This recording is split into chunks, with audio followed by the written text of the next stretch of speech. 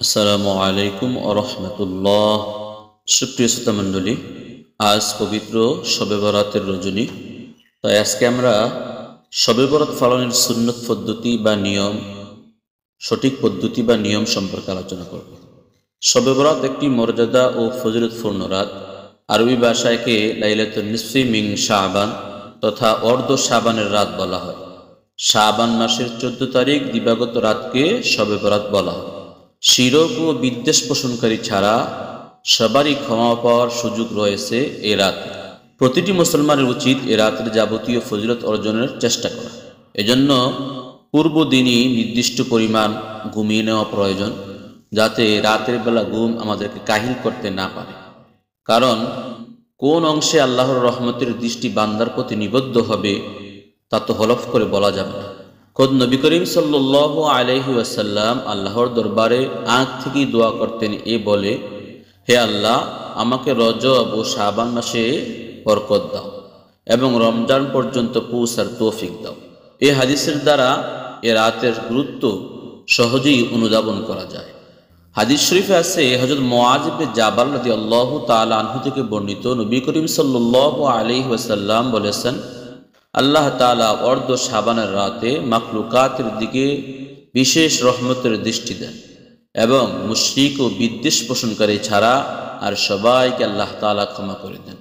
অপর একটি হাদিসে হযরত আবু সালাবা রাদিয়াল্লাহু তাআলা আনহু থেকে বর্ণিত, যখন শবে বরাতের রজনী আসে তখন আল্লাহ তাআলা মাখলুকাতের প্রতি রহমতের দৃষ্টিতে তাকান, মুমিনদের ক্ষমা করে দেন, কাফিরদের ফিরে আসার সুযোগ করে দেন এবং হিংসুকদের হিংসা পরিত্যাগ ছাড়া ক্ষমা করেন না।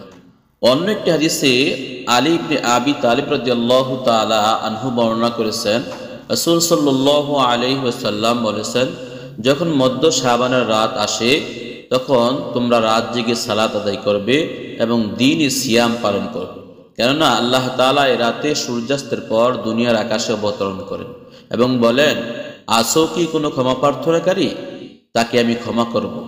আসো কি কোনো রিজিক প্রার্থনাকারী, আমি তাকে রিজিক দান করব। আসো কি কোনো বিপদগ্রস্ত ব্যক্তি, আমি তোমাকে বিপদ থেকে উদ্ধার করব। এভাবে আল্লাহ তাআলা ফজর পর্যন্ত দুনিয়ার বান্দাবান্দীদেরকে আল্লাহ তাআলা রাখতে থাকেন। কোনো বিশেষ সময়ের ব্যাপারে আল্লাহর পক্ষ থেকে রহমত ও মাগফিরাতের ঘোষণা এলে করণীয় হলো সেই সময়ে গুনাহ থেকে বিরত থেকে নেক আমলের প্রতি যত্নবান হওয়া, যেন আল্লাহর রহমত ও মাগফিরাতের উপযুক্ত হওয়া যায়। হাদিস শরীফে শবে বরাতের রাতে যে আমলগুলো করতে বলা হয়েছে, এক, কোনো বিশেষ ব্যবস্থা বা আয়োজন না করে সাধারণভাবে এ রাতে কবরস্থানে যাওয়া এবং মৃত ব্যক্তিদের জন্য দোয়া করা, আর কবরস্থানে যেতে না পারলে স্ব জায়গায় থেকে দুরূদ ইস্তেগফার পাঠ করে সকল মুর্দেগারদের জন্য দোয়া করা। 2 নম্বর আমল, এ রাতে জাগ্রত থেকে আল্লাহর ইবাদত তথা কোরআন তেলাওয়াত করা, অধিক হারে দুরূদ পাঠ করা এবং নফল নামাজ পড়া। তবে নামাজের জন্য কোনো বাধ্যবাধকতা নেই, বরং সামর্থ্য অনুসারে যে কোনো সূরা দিয়ে জামাত ব্যতীত অনির্দিষ্টভাবে নামাজ পড়া।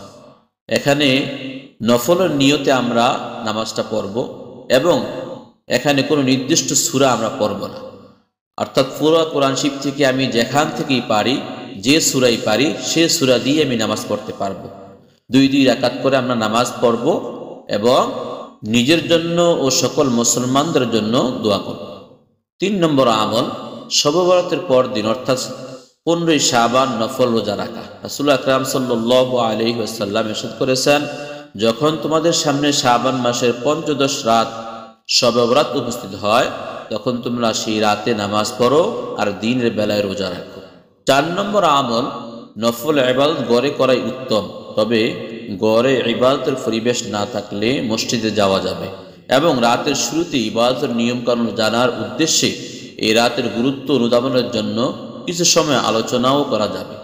আলোচনা শেষে প্রত্যেকে নিজ নিজ আমলে মশগুল থাকবে, একে অন্যের আমলের কোনো ব্যাঘাত সৃষ্টি করবে না। অর্থাৎ আমরা যদি আমাদের পরিবেশ না থাকে তাহলে আমরা মসজিদে ইবাদত করতে পারবো। যেহেতু নফল নামাজ ঘরের মধ্যে পড়া ভালো, এই জন্য আমরা কিছু নফল নামাজ ঘরেও পড়ব। যেরকম আমরা যদি ফজরের সময় বা সুবহে সাদেকের সময় যখন আমরা সেহরি খেতে উঠবো, তখন তো বাচ্চা কাচ্চারা কোনো হাউ কাউ করে না, কোনো সারা শব্দ বা কোনো আওয়াজ করে না, তখন নিরিবিলি পরিবেশ থাকে। তখন তাহাজ্জুদের নামাজটা অন্তত আমরা ঘরের মধ্যে পড়বো, তাহলে ঘরের হকও আদায় হলো আর মসজিদও ইবাদতবন্দি করা হলো। আসসালামু আলাইকুম ওয়া রাহমাতুল্লাহ।